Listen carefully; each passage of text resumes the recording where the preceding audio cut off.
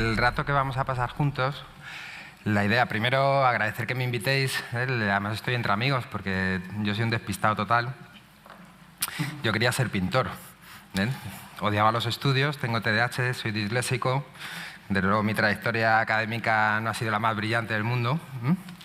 He intentado dejar de estudiar varias veces, pero he tenido padres inteligentes que me han tenido ahí forzado. Y bueno, me ha hecho mucha ilusión porque he venido despistado, estuve a punto de llegar ayer por la noche sin saber que tenía que venir hoy por la mañana, así que me hubiera llevado una sorpresa, pero no tenía hotel. Y estaba un montón de amigos, porque estaba la federación y yo no sabía que estabais y me ha hecho mucha ilusión. Además, Zamora a mí me gusta mucho, soy un amante del vino, ya conozco vuestra tierra, he estado muchas veces, y soy amante del Camino de Santiago, con lo cual he pasado por aquí andando de buen camino. Un poco la idea del rato que vamos a pasar es responder a dos preguntas, ¿no? Una pregunta es ¿qué le pasa a mi niño, ¿no? ¿Y qué le pasa a mi alumno? Pues esto es lo que voy a intentar resolver. ¿Qué pasa con los niños que tienen TDAH? Voy a intentar dedicar media hora, 40 minutos no más a esta parte. Y luego lo otro que voy a intentar hacer es responder a los maestros qué puedo hacer. En nuestra actividad profesional quizás son las dos grandes preguntas. ¿Qué le pasa a mi niño? Mi niño no es normal, algo le pasa, estoy segura. Y digo estoy segura porque los padres es más de si no le pasa nada, si yo soy igual de pequeño. Y a los profes también. Trabajo mucho con profesores y hay una gran demanda por saber qué tengo que hacer con estos alumnos, ¿no? Pero antes de empezar, porque me veréis que doy muchos palos al sistema educativo, entonces me gustaría antes de empezar dejar un marco claro, y es que si alguien salva la calidad del sistema educativo son los maestros en el aula. Y lo que no podemos pedir a los maestros es que sepan de TDAH, de dislexia, de disfasia, de autismo, y que sean capaces de tener todo ese conocimiento universal con la formación sobre todo que reciben. Es decir, que cuando tenemos un maestro comprometido, pues este es el que nos salva la vida. ¿Cuántas veces os ha pasado esto de mi niño pasa de curso y le toca a fulanito, toma, le toca a menganita, me cachi en la mar? Bueno, ¿qué es el TDAH?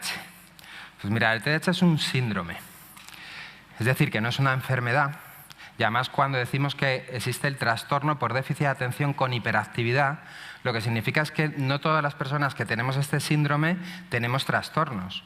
Nosotros tenemos niños en tratamiento que no tienen trastornos sociales, no tienen trastornos de conducta, no tienen trastornos de aprendizaje, no tienen trastornos emocionales y sin embargo tienen el síndrome de déficit de atención con o sin hiperactividad. ¿Cuál es el problema? Que este síndrome, si no se maneja bien en los escenarios habituales, como es la familia o el entorno escolar, conlleva trastornos. Y por eso es el motivo de la conferencia, es decir, los métodos escolares provocan trastornos a los niños con déficit de atención. Y si cambiáramos los métodos, muchos de nuestros chavales con déficit de atención, sin hiperactividad, posiblemente no requerirían de tratamiento farmacológico. Con lo cual, esta es una reflexión que es potente en el sentido que estamos medicando a muchos chavales que requieren de la medicación y es estrictamente necesario en el escenario escolar debido a la metodología que utilizamos. Países que han modificado su metodología escolar y utilizan métodos más modernos dentro de la escuela han reducido significativamente la venta del metilfenidato. Con lo cual, esto es algo que tenemos que contemplar, porque ¿qué hacemos con los niños TDAH cuando lo que hay que hacer es cambiar las metodologías escolares y cambiar los objetivos que tenemos dentro de las escuelas? Si hacemos esto, muchos de nuestros niños, como vais a ver a lo largo de la conferencia, no tendrían trastornos de ningún tipo. Y además estos métodos son eficaces para todos los niños, que es lo curioso. Es decir, yo no me tengo que adaptar a los niños TDAH que tienen la peculiaridad, sino que el método que tenemos que utilizar con todos es integrador también para los niños TDAH, para los niños disléxicos, para los niños disfásicos. Con lo cual hacemos una educación integradora, no segregadora, como ocurre en este momento. Cuando yo hable, iré marcando lo que científicamente está demostrado y constatado y cuáles son mis opiniones personales. Con lo cual mis opiniones personales están sujetas a crítica, pero aquellas cosas que se justifican y que se argumentan científicamente, para criticarlas tendríais que demostrar otra cosa. No vale con una opinión personal. Bien, vamos a partir primero de qué es el TDAH.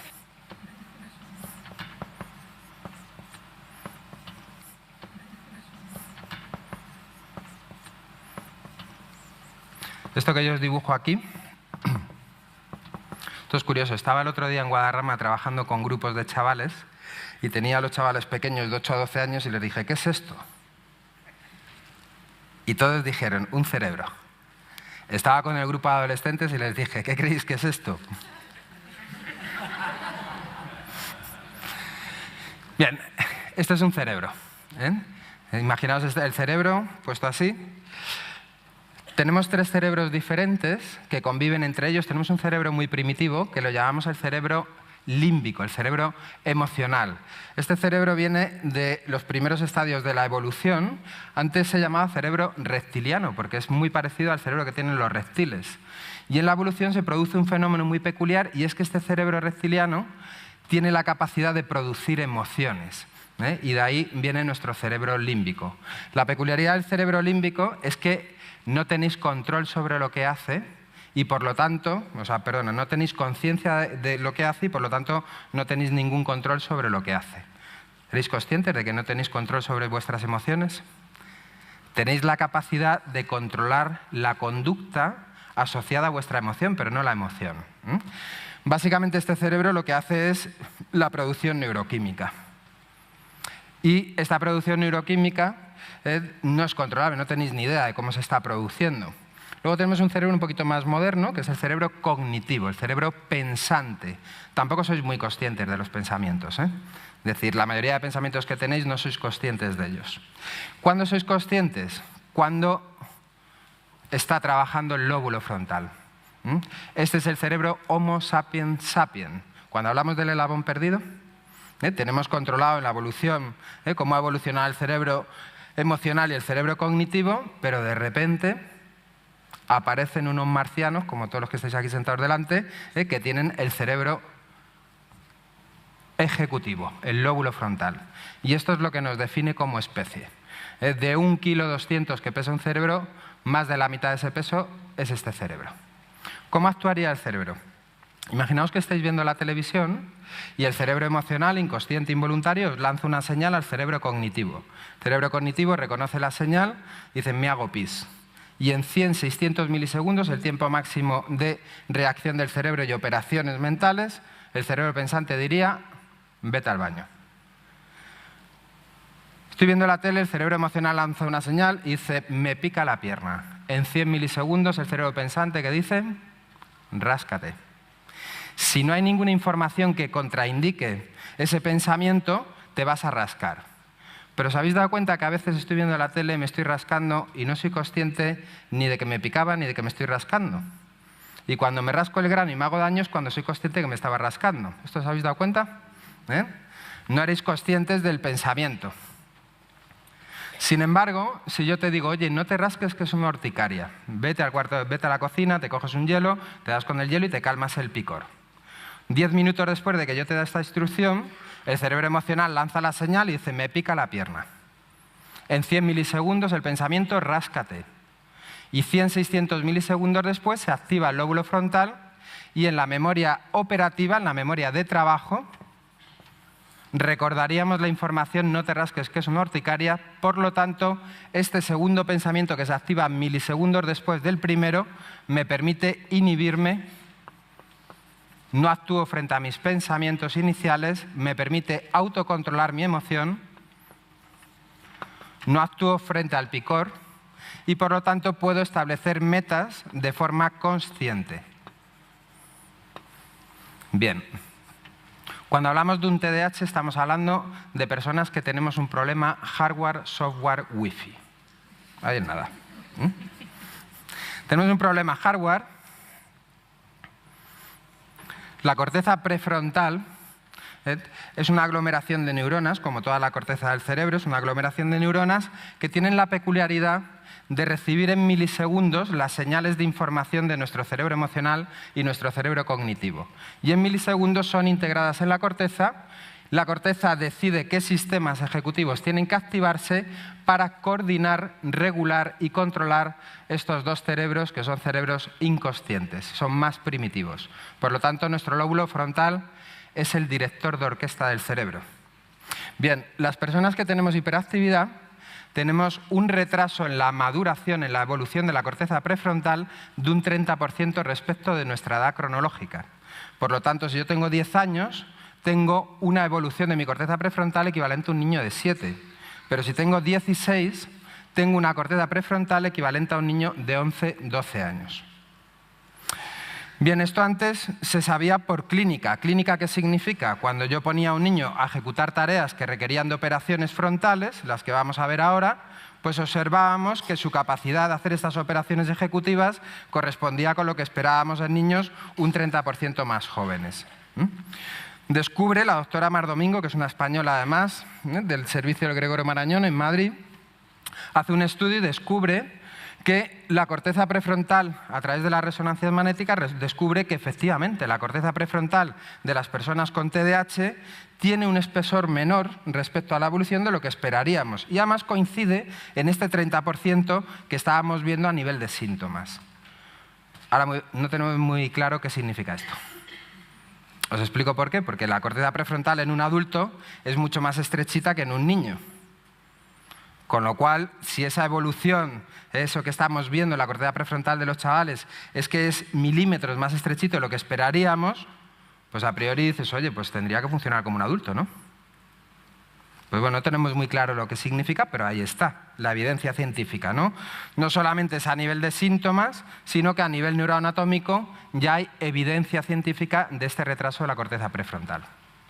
Por otro lado, tenemos un problema software. Es decir, todos los sistemas operativos del lóbulo frontal rinden, como esperaríamos en niños, un 30% más jóvenes. Es decir, su capacidad para inhibir, lo que permite no ser impulsivo, mi capacidad para autorregular las emociones, con lo cual no actúo frente a mis emociones, soy capaz de regularlas, establecer metas de forma consciente, la memoria a corto plazo, todo esto os lo voy a explicar ahora con ejemplos, la capacidad de perseverancia y voluntad, la capacidad de control interno del tiempo, la capacidad de autoevaluación, la capacidad de automonitorización,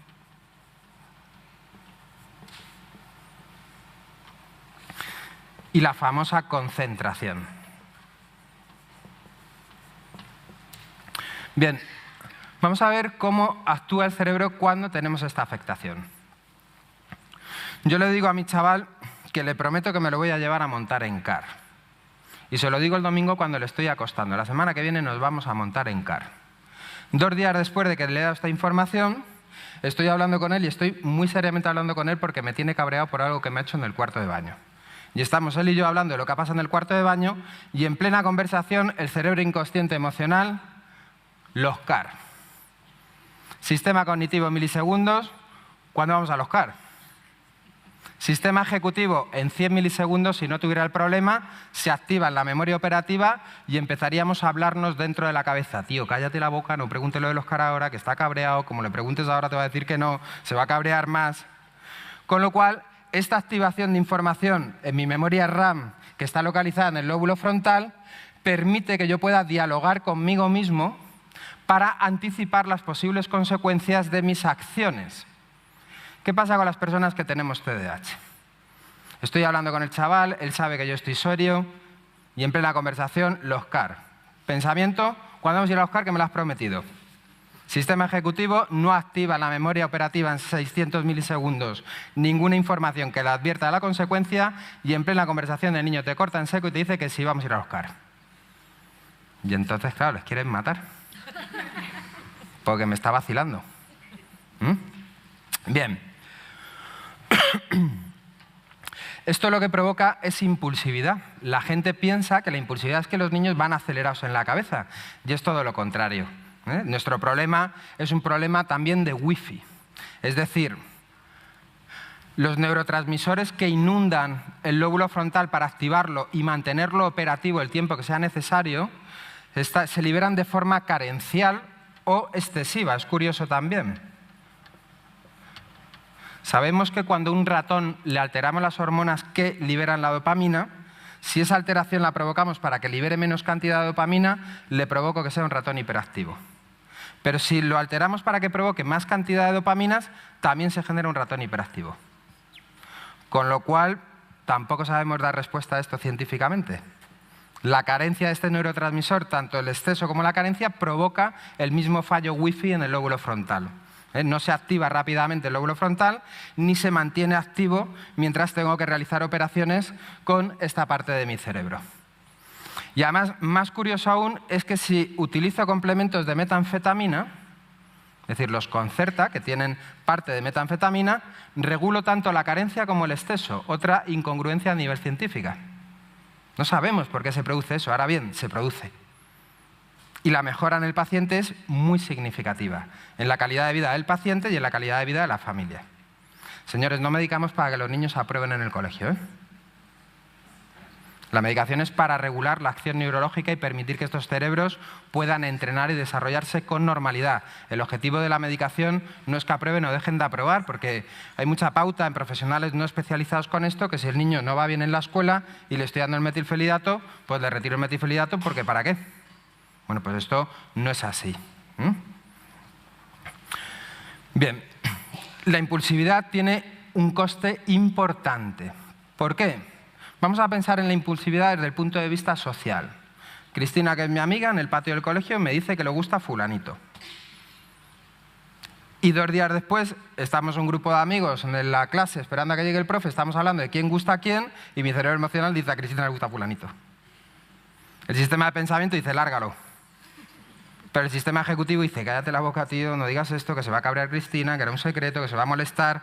Por lo tanto, me permite dimensionar la posible consecuencia a futuro, lo que hace que me inhiba. Regule mi deseo de contarlo y donde mi meta era contarlo, inicialmente modifico de forma consciente mi meta porque entiendo que Cristina se va a cabrear. Ahora bien, como soy TDA y Cristina es una imprudente y me lo ha contado, y estamos en ese escenario y de repente mi cerebro emocional dice a Cristina le gusta fulanito. Pensamiento, lárgalo. A Cristina le gusta fulanito.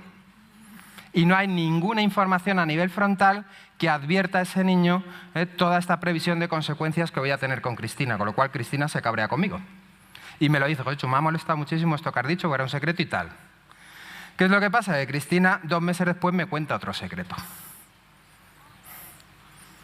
Y yo soy consciente que molestó cuando yo hice esto.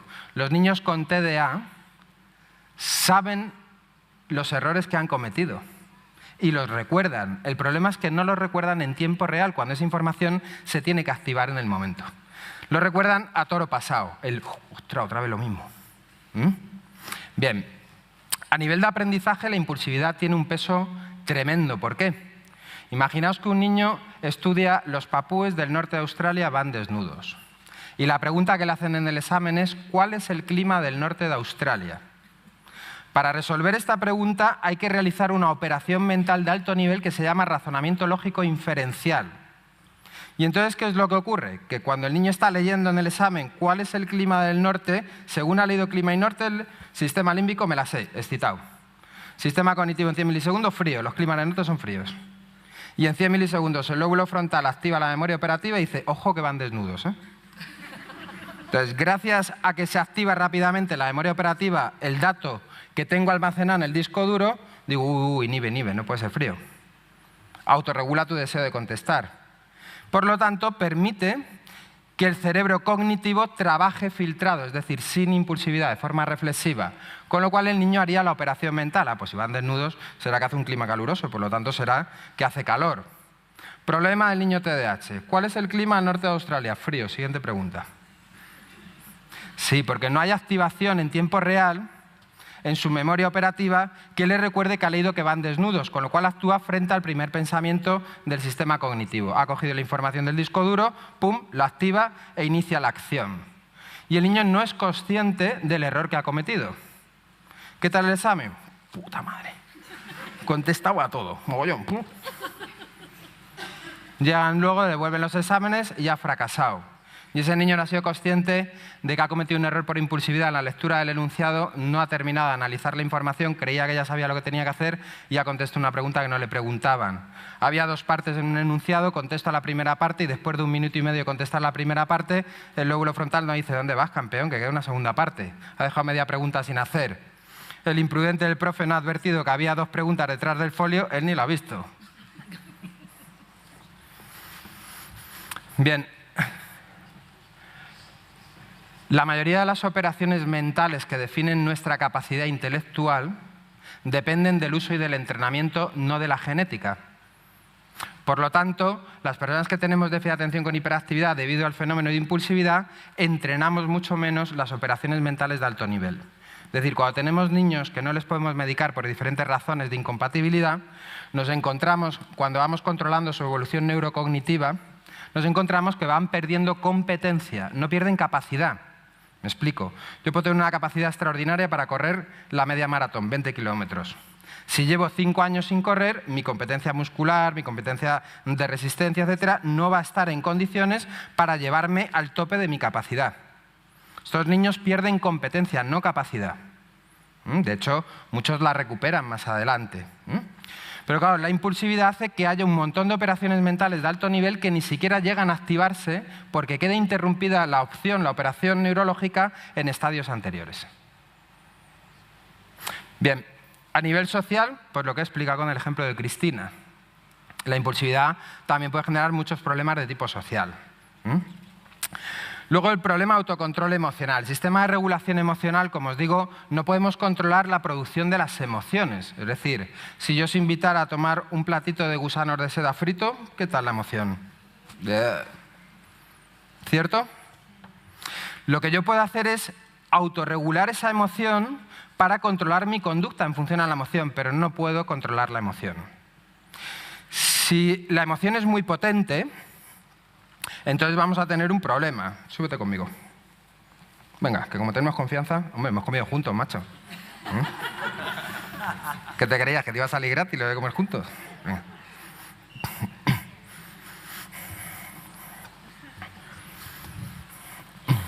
Te voy a empujar, ¿vale? Sí. Tú tienes que intentar aguantar, no irte para atrás. ¿Vale? Potente. Yo soy la emoción, es el sistema de autorregulación emocional. Si la emoción no es muy potente, es decir, que tenéis un poquito de ganas de hacer pipí, pues vais a ser capaces de autorregularlo con mucha facilidad, ¿no? ¿Cierto? Pero si la emoción es un poquito más potente, que me han dicho que deje la Play y me vaya a duchar en medio de la partida, pues entonces el sistema de autorregulación emocional necesita más potencia. Está hecho un toro, no sé cómo voy a hacer esto. Pero claro, ¿qué pasa si me voy a emociones de alto nivel? Rabia, ira, sensación de injusticia, excitación. Entonces, claro, es una emoción mucho más potente. Te puedes sentar. Siéntate, siéntate. Bien, el sistema de autorregulación emocional no puede controlar la emoción, lo que hace es regularla. ¿Entendéis? Entonces, claro, estos chavales, ante emociones muy potentes, tienen mucho problema para regularse y necesitan una pista de frenada tremenda. Es decir, si yo soy la mamá de este niño, lo tengo jugando con la PlayStation, el tío está como una moto con el nivel de estrés aquí, porque con la PlayStation necesito niveles de estrés muy altos para hacer respuesta rápida, y le dijo que apague la PlayStation para ponerse a hacer deberes, el sistema límbico hace... El sistema cognitivo, ¿qué coñazo, joder, por qué? Y el sistema ejecutivo en cualquier otro niño haría, tío, tranquilízate que luego no vas a poder tocar la Play y vete a hacer los deberes, tal, tal. Y lo hacen en milisegundos. Mientras que las personas con TDAH tienen mucha dificultad para la autorregulación emocional, por eso tienen conductas explosivas. ¿Y qué pasa con la conducta explosiva? Pues que intervenimos. Y entonces los ponemos como motos ya. Luego tenemos problemas para el establecimiento de metas de alto nivel, las metas superiores. Mirad, los chavales con TDAH no tienen ningún problema cuando ellos están motivados o cuando el nivel de recompensa es muy inmediato al nivel de esfuerzo o cuando los niveles de esfuerzo son bajos. El problema es que las metas superiores son el objetivo está allí lejos, sacrificio, esfuerzo, perseverancia, capacidad de renuncia. ¿Y cómo hago yo esto para motivarme a una meta superior? Solo se puede hacer a través del lóbulo frontal. Yo le digo a mi chaval adolescente que si aprueba el examen de matemáticas le dejo ir a la fiesta que tienen montado los colegas. Y el chaval está estudiando el examen de matemáticas, súper motivador. Que sepáis que se acaba de demostrar que la metodología de enseñanza de matemáticas en la escuela va en contra de la ciencia. Lo tenéis publicado en Escuela con Cerebro. No, lo digo como detalles, ya que estoy aquí. Entonces le digo a mi chaval que estudie el examen de matemáticas, que si aprueba le dejo ir a la fiesta que han montado sus amiguetes el fin de semana. Y el chaval está estudiando, súper motivado, claro, estudiando allí. Y de repente le suena el WhatsApp. Un colega que está viendo el partido del Madrid en el bar. Sistema límbico, sistema cognitivo, pues me bajo, no bebo nada, cuando termine el partido me subo corriendo para casa, aprovecho por la noche, luego me levanto temprano por la mañana. Sistema ejecutivo, si le funciona bien, seas capullo, no te bajes, que lo llevas fatal, que luego no te vas a subir, que te juegas la fiesta. Bien, esa acción frontal, ejecutiva, de poder dialogar conmigo mismo en mi memoria operativa entre mis emociones y mis pensamientos, es lo que me permite poder ser perseverante y voluntarioso hacia una meta de carácter superior, donde la recompensa no es inmediata, los niveles de esfuerzo son muchos y la recompensa está allí demorada en el tiempo. Y a veces es ambigua, porque puedo aprobar o suspender el examen. Oye, mi pregunta es, ¿cuántos de los que estáis aquí seríais capaces de mantener niveles de esfuerzo muy altos bajo situaciones de estrés, broncas, regañinas, amenazas, castigos, y niveles de recompensa a ese escenario muy bajos o sin recompensa? ¿Cuántos de los adultos que estáis aquí podríais ser perseverantes en vuestros proyectos, que además no son vuestros, que os obligan, en hacer niveles altos de esfuerzo, con escenarios muy costosos a ese esfuerzo, como son las broncas, los castigos, los enfados, y además los niveles de recompensa muy por debajo? A mí me gustaría saber cuántos sois capaces de mantener esos niveles de esfuerzo, porque nuestros chavales TDAH esto lo hacen durante toda la escolarización. Este es el coste que ellos tienen. Bien, problemas en la memoria operativa. Esta memoria es fundamental, es la memoria que nos permite razonar y hacer los aprendizajes significativos. Los chavales con TDAH se produce un efecto paradigmático en esta memoria, ¿no? Cuando yo le digo algo que a él le interesa, lo de los CAR, no se le va a olvidar nunca. Sin embargo, si le he dicho 8 veces que saque la basura cuando se vaya, se le olvida. Y entonces llega papá y dice, ¿cómo te acuerdas de lo que te interesa a ti, Claro, ¿qué es lo que sucede? Me voy a acercar esto, bueno, para dar paseos.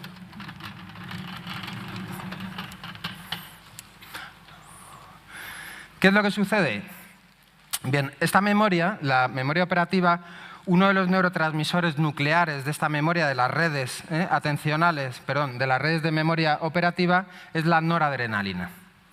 Hay un problema con la noradrenalina, parece ser, en los cerebros de las personas que tienen este problema, y es que se libera con normalidad, pero parece ser que tiene una retroalimentación masiva, es decir, que no son captadas todas estas moléculas del neurotransmisor por las neuronas receptoras. Y eso provoca que haya poca wifi para esta memoria. Me explico.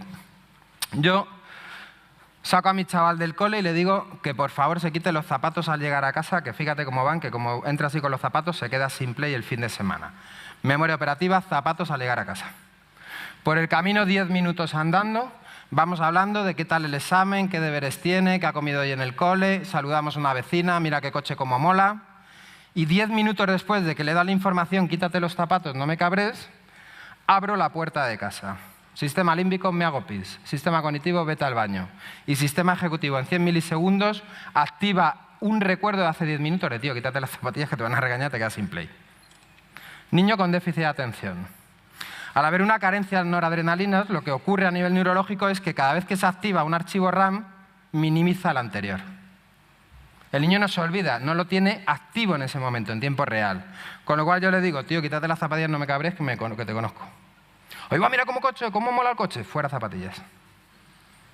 Tío, las zapatillas que no me quiero caber. Zapatillas. Pues yo creo que aprueba el examen. Fuera zapatillas. A la cuarta vez que se lo digo me dice que soy un coñazo, que le deje en paz, que no es un niño pequeño. Y entonces cuando llega mamá y dice, ya, yo soy un coñazo, pero ¿cuántas veces te he dicho esta mañana que te llevaras el libro de matemáticas y al final te lo he tenido que llevar yo? Es decir, que además de recordarle el síntoma, le recuerdo las miserias del síntoma. Bien. La memoria operativa, como os digo, es la memoria del aprendizaje. Entonces, claro, estos chavales, debido a la dificultad que tienen para focalizar la atención y, por lo tanto, estar su foco de atención en la información que va a mandar a la memoria operativa, por ejemplo, esto lo veis muy fácilmente cuando estáis leyendo y al cabo de un rato de estar leyendo os dais cuenta que mecánicamente estáis leyendo y mentalmente estáis pensando otra cosa y no os enteráis nada de lo que leéis, ¿verdad? Menos es la vida de un déficit atencional. Si esto pasa, Al final, entre el sistema escolar que provoca y favorece este tipo de aprendizaje, más la dificultad que ellos tienen, acaban utilizando las memorias no significativas. Es decir, son las memorias que vosotros utilizáis para aprender nombres, fechas, los nombres de los ríos. Y estas memorias son por repetición. No se está produciendo ninguna acción neurocognitiva relacionada con el razonamiento. Y entonces, claro, llega mamá y dice, no, si se sabe el tema. Digo, sí, cuando le preguntas en orden. Como le cambies el orden de las preguntas, ya no sabes ni lo que te está preguntando. Y como le hagas una pregunta indirecta, a partir de tu pregunta tendría que deducir lo que ha leído, no sabe nada. Sí, porque la peculiaridad de las memorias no significativas, que son memorias por repetición, la primera peculiaridad es que ahí no se razona nada, se almacenan datos. Otra peculiaridad es que duran aproximadamente 3 días, 72 horas, con lo cual, y esto os lo digo a los profesores, que hagáis un acto de ciencia. Cuando pongáis un examen a vuestros alumnos con día, hora, fecha y contenido, repetir el mismo examen con puntos y comas 3 días después y cotejar los resultados. Y veréis que más de la mitad de vuestro alumnado se cae en la nota respecto al primer examen. Bien, otra peculiaridad que tiene esta memoria es que es en cadena. Es decir, que si yo tengo la suerte de que el enunciado que me han puesto en el examen es muy parecido a como yo lo he memorizado, voy a recordar lo memorizado. Pero si escribiendo la pregunta por nervios o por lo que sea se me olvida una sola palabra, toda la información de cadena detrás se va y el niño se queda en blanco. Y además la ciencia dice que el aprendizaje a través de estas memorias no significativas, desde el punto de vista del entrenamiento neurocognitivo, es equivalente a que un niño esté delante de una pantalla de cine viendo las olas del mar pasar. Así que ojo con la cantidad de horas que pasan viendo las olas del mar pasar. Bien. Tienen problemas en el control interno del tiempo. ¿Me dices qué horas? Sin mirarla. 6:30. Te lo estás pasando bien, ¿eh? Se habrá equivocado 10 arriba, 10 abajo. ¿Qué hora es? Sí, se está divirtiendo, porque ha perdido la previsión temporal. ¿Tú te lo sabías, Laura? Ajá, las 7 son. Bien, lo normal es equivocarnos entre 10 minutos arriba, 10 abajo. Y esta previsión temporal a ti te permite, cuando inicias una acción, el lóbulo frontal activa el regulador temporal y sabemos si vamos bien de tiempo o vamos mal de tiempo. Con lo cual sé si me tengo que poner la pila o me puedo relajar. Los niños TDAH no activan la previsión temporal. Con lo cual, tú dices, no, cuando la aguja llega al 15, digo, estupendo. Cuando mira a ver dónde está la aguja está en -4. ¿Lo entendéis? Cariño, vete vistiendo que voy preparando el desayuno. Y entonces llego al cuarto y el tío está con un calcetín en la mano, el calzoncillo por encima del pijama, mirando debajo de la cama no sé qué, y en su lóbulo frontal no está, me tengo que ir al cole, me van a echar la bronca, mira qué hora es, date prisa, te lo han dicho todos los días, tienes el mismo rollo. No está, se resetea el lóbulo frontal, hace plap, plap. Y entonces el chaval que se estaba vistiendo, de repente ve el pie de un muñeco debajo de la cama, cambia el foco atencional, ¡pum!, nuevo ciclo frontal. Mientras que en el niño que no tiene ese problema, cuando ve el pie del muñeco y va a hacer, voy a poner el muñeco, automáticamente el frontal dice, tú tío, vete vistiendo que va a venir mamá, que te va a regañar. Con lo cual te puedes automonitorizar. El TDAH no se automonitoriza. Tenéis que repetir las cosas 28.000 veces. Bien, tienen un problema con el sistema de autoevaluación. Todos los cerebros tienen esta capacidad. Cuando yo inicio una acción, automáticamente mi cerebro va haciendo revisiones de las estrategias de la acción. Me explico. Si yo estoy haciendo una tortilla de patatas y llevo 2 paseos a la otra esquina de la cocina a tirar las cáscaras, al segundo paseo mi lóbulo frontal, en la memoria operativa, dice, pero tío, ponte la basura aquí, que estás poniendo pringando, no seas tonto. En un TDAH le vas a ver dar 8 paseos. ¿Entendéis? Abro la nevera, cojo los tranchetes, dejo la esta de tranchetes, el plástico de los tranchetes, he cogido una cuchara, meto la cuchara no sé dónde, me voy de la cocina y está la nevera medio cerrada, el cajón de la cuchara medio abierto, la cuchara encima, los tranchetes fuera. ¿Entendéis? Inician las acciones, pero no hacer autoevaluación. Inicia la acción, pum, sin autoevaluación, sin revisión de la acción. Con lo cual, pues se quedan todas las miserias por ahí en medio. Los TDAH como espías pues no podemos funcionar. Se nos ve el camino por donde hemos pasado. Luego de mayores sí, Vale, y tenemos el problema de la concentración, pero no de la atención. Señores, los niños TDAH no tienen problemas de atención, son máquinas atendiendo. Nuestro problema es concentrarnos, no atender. La diferencia entre la atención y la concentración es que la atención es un acto involuntario del cerebro. Es un acto involuntario. Cuando nos levantamos por la mañana se activan los sistemas atencionales y estos sistemas están activos todo el día y solo se apagan cuando te duermes. La única manera que el sistema de atención esté apagado. Y se inhiben cuando os concentráis.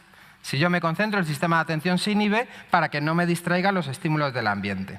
Pero si no estoy dormido o no estoy concentrado, estoy en atención constantemente. Es un acto involuntario, es decir, si nosotros vamos paseando por la calle y hay un tío con una cresta azul, todos los que estáis aquí miráis al tío de la cresta azul. ¿Por qué? Porque el estímulo capta, llama vuestra atención. ¿Entendéis? Y eso no es un acto voluntario, es involuntario. Dirigimos involuntariamente la atención a aquellos estímulos que por alguna razón captan nuestra atención. Otra cosa es que parte de vosotros esté durante media hora mirando el de la cresta azul. No estáis media hora concentrados, estáis media hora atentos porque el estímulo os mantiene captada la atención. Y otra parte de nosotros en 3 segundos dejamos de mirar y volvemos a lo nuestro. Bien, y además es un acto simultáneo y paralelo. Es decir, que yo voy mirando al de la cresta azul a la vez que sigo hablando contigo de la película que hemos visto, a la vez que me estoy enterando de la bronca que lleva el de atrás por el móvil porque lo he oído pegar 2 voces ya. Y entonces, claro, no es que tiene la antena en todos los lados. Es que está estudiando y de repente se mete en la conversación que tengo con la abuela por teléfono en la cocina. Pues sí, ese es el problema. No son capaces de inhibir la alerta, con lo cual ellos están en la percepción estimular todo el rato. Salen del médico y dicen, mamá, ¿viste los calcetines de Mickey Mouse que llevaba el médico? Y dices, ¿qué calcetines, hijo? ¿Estás diciendo? Ahora, luego no se ha enterado lo que le ha dicho el médico de la pastilla. Vale. El sistema de atención es el sistema que utilizamos para videoconsola, televisión, ordenador, tareas de juego, placer o interés personal. Con lo cual los niños TDAH pueden estar horas jugando a la Play, con su teléfono móvil, en un ordenador, haciendo tareas que a ellos les motivan o les interesan. Porque no utilizan la concentración, lo que están haciendo mantiene captada su atención. Puede estar leyendo Harry Potter 5 horas seguidas, porque lo que lee mantiene captada su atención. Ahora bien, como en Harry Potter hay una página que describan un paisaje, de repente el niño está mecánicamente leyendo y cuando se quiere dar cuenta han pasado 2 páginas y no se entera de lo que lee. ¿Lo entendéis? ¿Qué es la concentración? Aquí es donde tenemos el problema. La concentración es frontal. La red de concentración, de los sistemas de atención-concentración, son fundamentalmente operaciones que hacemos a nivel frontal. La peculiaridad de la atención era que era involuntaria, mientras que la concentración es voluntaria y consciente. Entonces yo estoy en la playa, estoy en atención porque no estoy dormido ni estoy concentrado haciendo nada, y estoy viendo jugar a mi chaval, estoy escuchando a la cachonda al lado lo que habla por teléfono, estoy oliendo el pescadito, me fijo que viene mi pareja de comprar el periódico, estoy en alerta atencional. Y decido que me pongo a leer. Esta es la concentración, la selección voluntaria de dónde pongo el foco de atención, de forma consciente, lóbulo frontal, con consciencia. Dirijo con perseverancia y voluntad mi foco atencional, se llama focalización o dirección selectiva de la atención. Dirijo mi foco atencional a la lectura. Me pongo a leer. Y al cabo de un ratito de estar leyendo, no sé ni lo que estoy leyendo o estoy pensando que no me puedo olvidar de comprar no sé qué, que ayer se me olvidó y no tenemos papel higiénico. Cuando tomo consciente de esto, que puede ser 1 minuto después o 20 minutos después de estar leyendo mecánicamente, vuelvo a dirigir el foco atencional con esfuerzo y con perseverancia. Empiezo a leer otra vez. Y al cabo de un rato de estar leyendo, no sé ni lo que leo porque estoy enganchado a lo que cuenta la que tengo aquí al lado. Tomo conciencia otra vez y vuelvo a dirigir. ¿Os ha pasado? Bien, esto es per se en el cerebro de un niño con déficit de atención. ¿Cuántas veces abandonáis el esfuerzo y renunciáis a centraros? ¿Y aparcáis el libro? Así de veces. Mientras que a ellos les obligamos. Y les obligamos en escenarios muy estresantes, con voces, con gritos, con amenazas. Bueno, se acaba de demostrar científicamente que lo peor que hay para el rendimiento neurocognitivo es el estrés y la ansiedad. Han demostrado a través de un estudio que se ha hecho con población suicida, no el suicida que iba en el coche, ha matado a su familia y se quiere suicidar, sino en el maníaco depresivo, la persona que tiene una alteración neuroquímica en la liberación de las sustancias, de las catecolaminas reguladoras de las emociones y del estado de ánimo. Bueno, pues sorprendía que estas personas tenían una capacidad intelectual por debajo de media, por debajo de lo que se espera para la media. Niños de adopción que habían sufrido situaciones estresantes en el momento del embarazo, el nacimiento y los primeros estadios de vida, también cumplían este criterio de un peor rendimiento neurocognitivo. Bueno, pues acaban de demostrar, lo tenéis publicado también en Escuela con Cerebro, acaban de publicar que si yo altero el circuito de control de la ansiedad y el estrés, no os voy a explicar técnicamente cómo funciona esto, si yo altero este circuito, repercuto significativamente en la capacidad de las neuronas para aprender y recordar lo aprendido. Con lo cual estoy generando una condición neurocognitiva, es decir, estoy condicionando la inteligencia de una persona para el resto de su vida. Esto es ciencia, ¿eh? Estos niños están en entornos estresantes constantemente. Y los escenarios de aprendizaje, tanto en aula como dentro de las familias, son estresantes, lo peor que se puede hacer para el entrenamiento y el desarrollo neurocognitivo y el aprendizaje. Vamos en contra de la ciencia. ¿Lo entendéis? El niño tiene fiebre y le vamos a hacer un sangrado. No, mire usted, que es que eso era del medievo. Bien. La otra función de la concentración, cuando yo ya consigo focalizarme, el coste que tiene de focalización un niño TDA es de 3 a 5 veces superior a lo normal. Y esto que suena como ambiguo, estamos hablando del consumo de glucosa en el cerebro. El consumo de glucosa en el cerebro correlaciona directamente con tu nivel de fatiga. Con lo cual, una tarea de concentración para un niño TDAH, el nivel de fatiga que le genera es de 3 a 5 veces por encima de cualquier otro alumno. Mientras que él tarda en hacer las tareas de 3 a 5 veces más que cualquier otro alumno. Es decir, ideal. El niño ya se ha focalizado. Ha conseguido focalizarse porque es una disfunción que provoca una dificultad, no una incapacidad. Ya me focalizo. Y cuando estoy focalizado, lo que permite que yo no me distraiga, que mi foco atencional no se distraiga con otro estímulo, es que el sistema de alerta atencional se inhibe. Y por lo tanto no percibo los estímulos del ambiente ni los de mi propia cabeza. Y eso es lo que me permite estar focalizado. ¿Sabéis cuál es el tiempo máximo medido a nivel científico? Es neurociencia, esto está medido. El tiempo máximo que un cerebro infantil por debajo de 12 años puede estar concentrado, 15 minutos. Lo que pasa es que encadenamos secuencias de concentración. ¿Vale? Cuando estoy leyendo, paso la página, me distraigo un segundo. 15 minutos. No hay ningún estudio donde se haya demostrado que un cerebro por debajo de 12 años consigue mantener el foco atencional por encima de 15 minutos. Por lo tanto, cuando una escuela está planteando actividades a los niños de estas edades que superan los 10-15 minutos de focalización, está yendo en contra de la ciencia. Está haciendo una auténtica barbaridad. Bien, ¿sabéis cuál es el tiempo máximo de concentración en un adulto? Media hora, 40 minutos. El tiempo máximo. Lo que pasa es que nos oxigenamos y encadenamos tiempos de atención. Un examen de 1 hora a 45 minutos para un niño es una auténtica barbaridad. No, pues si lo han hecho toda la vida. Sí, toda la vida haciéndolo mal. Sí, señores, toda la vida haciéndolo mal.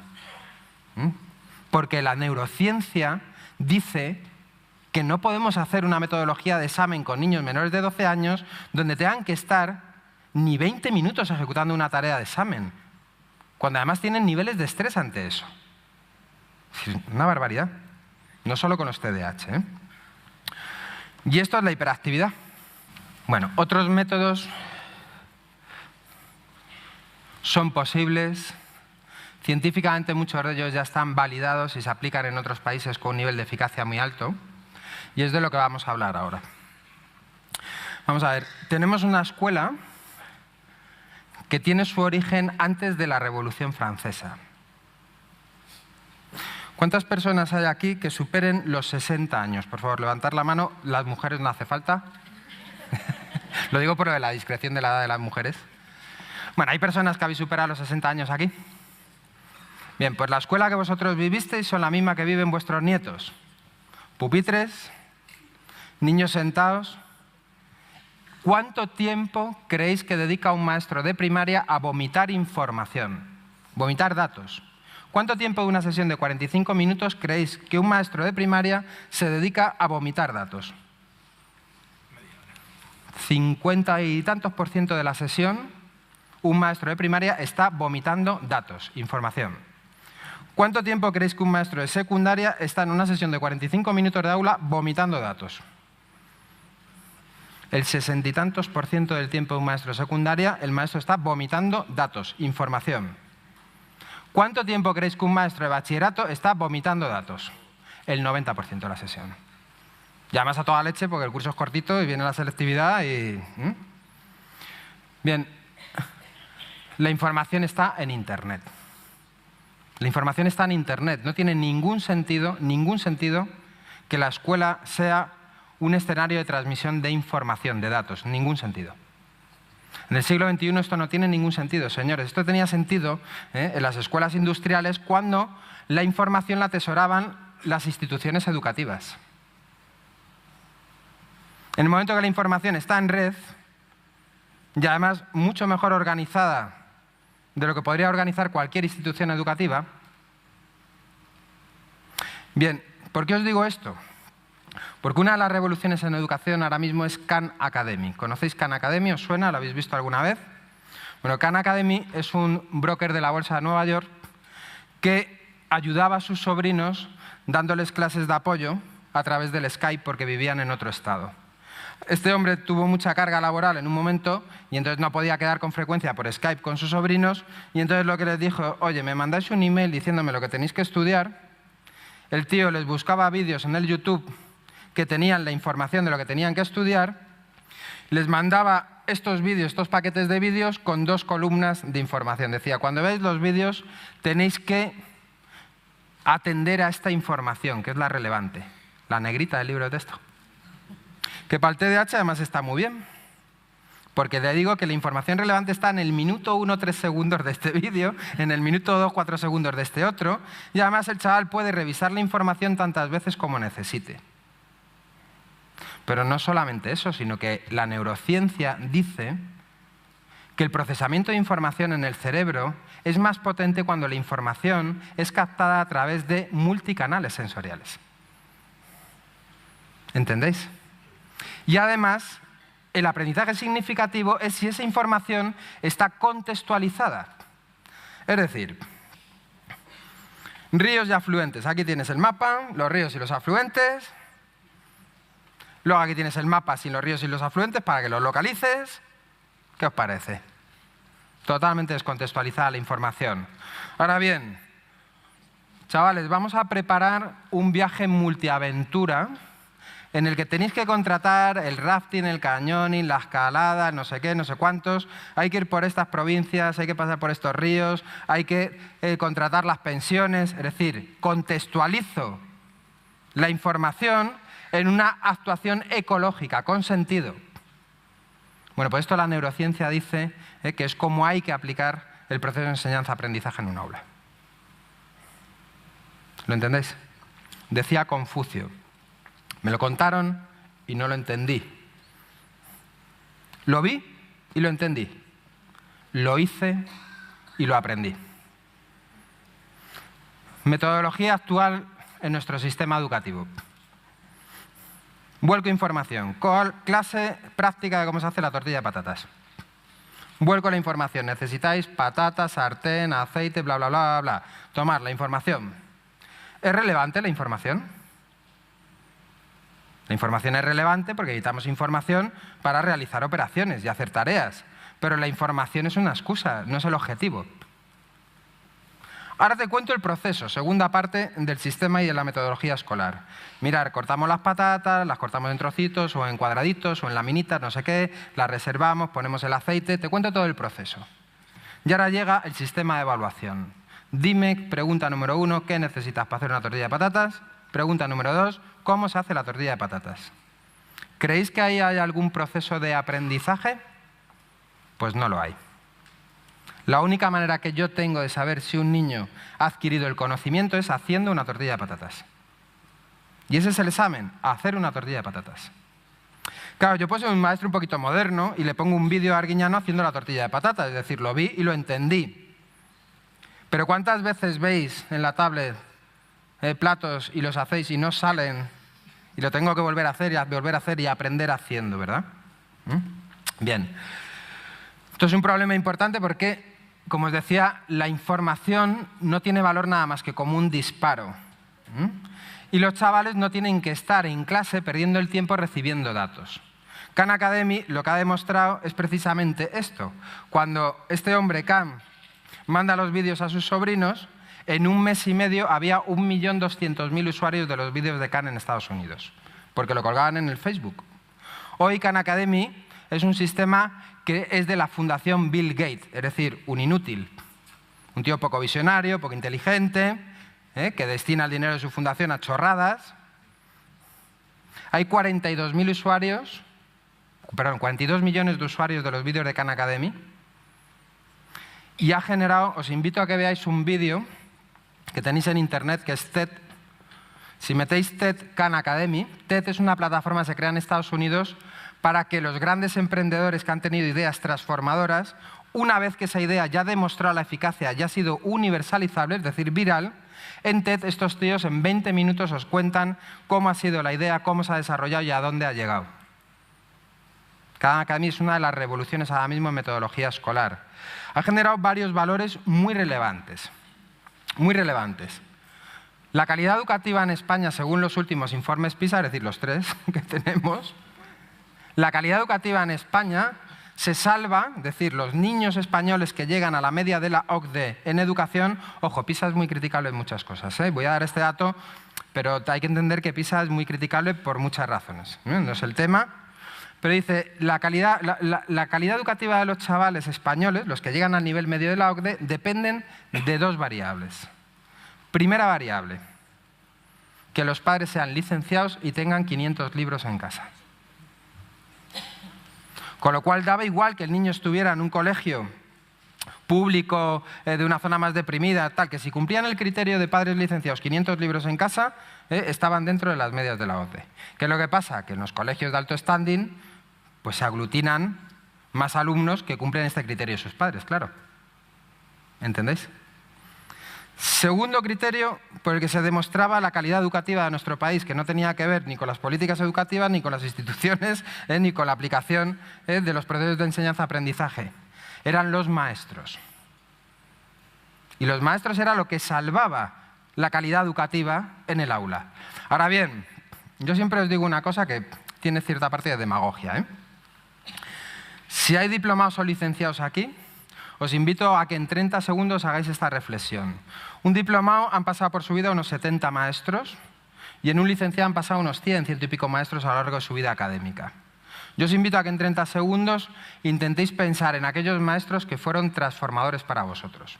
Y os digo que os sobran dedos de una mano para recordar a los maestros que fueron transformadores. 30 segundos. Si a alguien le faltan dedos de una mano para recordar a aquellos maestros que fueron transformadores, ¿a alguien le faltan dedos? ¿Tiene esa suerte?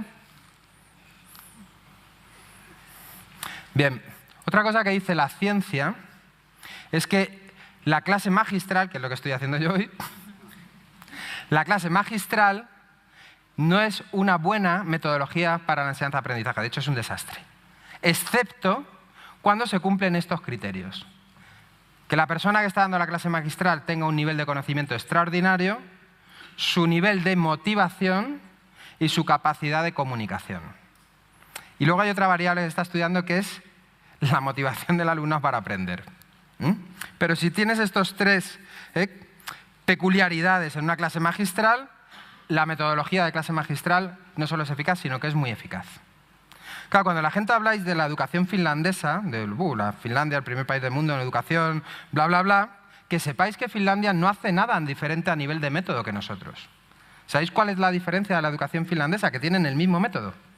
Vomitar datos, hacer actividades competenciales, de repetición, el mismo método. ¿Sabéis cuál es la diferencia? que para ser maestro en Finlandia tienes que tener las notas top. Los alumnos más brillantes. Pues esto no es suficiente, porque yo puedo tener las notas top y resulta que no tengo ninguna capacitación pedagógica. Los segundos pasan por un tribunal para ver si tienen capacitación pedagógica para estar en el aula con niños. Lo tercero, se forman, y lo cuarto, están un año con un maestro muy experto para que validen sus prácticas si ese tío finalmente va a ser maestro o no. Y por eso la educación finlandesa es de las primeras del mundo. Porque sus clases magistrales están dadas por tíos muy motivados, con mucho nivel de conocimiento y con capacidad de comunicación, porque antes de meterles en una clase se aseguran de que tengan ese perfil. No creáis que cobran mucho más que los maestros españoles. Es decir, que esta es otra mitología y otra falsa creencia. ¿Lo entendéis? Pero claro, esto no es el precepto que nosotros tenemos. Claro, cuando yo libero la clase de dar información, y ojo con los niños hiperactivos. Los niños hiperactivos no tienen problema para los audiovisuales, porque no requieren de la función concentración, sino que requieren de las funciones de atención. Con lo cual, un niño TDAH, acceder a la información a través de un audiovisual no tiene ningún problema. Lo segundo es que si mi madre limpia escaleras y no ha tenido oportunidad formativa, puede ayudarme a visualizar los vídeos y a controlar que yo veo los vídeos. Pero sin embargo, en nuestro sistema actual, si el niño no sale para adelante con la acción del docente, son los padres los que se tienen que encargar de complementar esa formación. Ponle un profesor de apoyo, uno de matemáticas, ponle el logopeda. Ya, pero es que ni tengo el recurso económico ni el conocimiento para hacerlo. Mientras ver los vídeos, todo el mundo tiene el conocimiento. Y aquí me podrá decir, oye, Joséchu, no todo el mundo tiene en casa ordenador. Mentira. Es decir, en España los últimos estudios dicen que todo el mundo ya tenemos ordenadores. Y quien no lo tenga, no pasa nada. Hay otros sistemas muy baratos para que una persona le pueda llevar un PDF o se pueda llevar un CD con la información audiovisual que da el profesor.